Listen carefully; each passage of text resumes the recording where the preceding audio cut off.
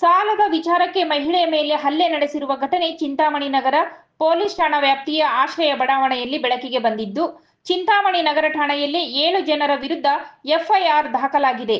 ಚಿಂತಾಮಣಿ ನಗರದ ಆಶ್ರಯ ಬಡಾವಣೆಯ ವಾಸಿ ಪುಷ್ಪಲತಾ ಮಂಜುನಾಥ್ 2021ರಲ್ಲಿ ಮಂಜುಳಾ ಹಾಗೂ ಆಕೆಯ ಮಗಳಾದ ಕಾವ್ಯಶ್ರೀ ಬಳಿ 1 ಲಕ್ಷ ರೂಪಾಯಿ ಹಣ ಸಾಲವಾಗಿ ಪಡೆದುಕೊಂಡಿದ್ದ ವೇಳೆ ಕೆನರಾ ಬ್ಯಾಂಕ್ ಚಿಂತಾಮಣಿ ಶಾಖೆಯ ಒಂದು ಚೆಕ್ ಅನ್ನು ಸಹ ನೀಡಲಾಗಿರುತ್ತದೆ. ಸಾಲಕ್ಕೆ ಪಡೆದಿರುವ ಹಣಕ್ಕೆ ಪ್ರತಿ ವಾರ ಹಣವನ್ನು ತೀರಿಸುತ್ತಾ ಬಂದಿದ್ದು, ಸುಮಾರು 2 ತಿಂಗಳುಗಳ ಹಿಂದೆ 1 ಲಕ್ಷ ರೂಪಾಯಿ ಹಣವನ್ನು ವಾಪಸ್ ಕೊಟ್ಟಿರುತ್ತಾಳೆ.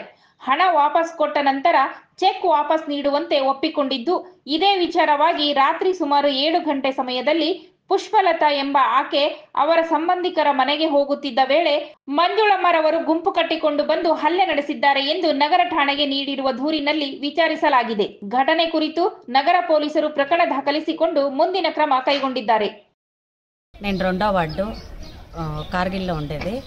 నేను మంజుల లాయర్ అనేసి వాళ్ళ కూతురు కావ్యశ్రీ వాళ్ళిద్దరూ చేరి నాకు 1 లక్ష రూపాయలు వడ్డీకి ఇచ్చిన్నారు.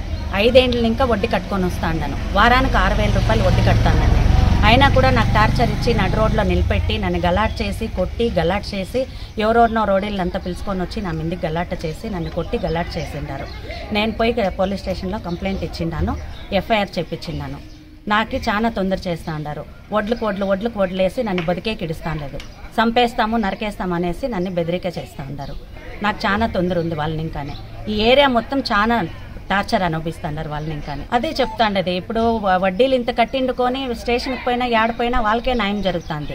నేను ఎఫ్ఐఆర్ నా బలవంతంగా నేను తిరిగి 3-4 డేస్ నుంచి 2వ తారీఖున ఇంకా నేను తిరిగి ఈ రోజుకి ఎఫ్ఐఆర్ అయింది. దానికోసం మీరు నాకు న్యాయం కావాలనేసి నేను ఇంతవరకు వచ్చిన్నాను. వారానికి 6,000 రూపాయలు, 1 లక్ష రూపాయలు నేను తీసుకోండేది. వారానికి 6,000 చొప్పున 24,000 వడ్డీ కడతా ఉన్నాను నేను వాళ్ళకి నెలకి.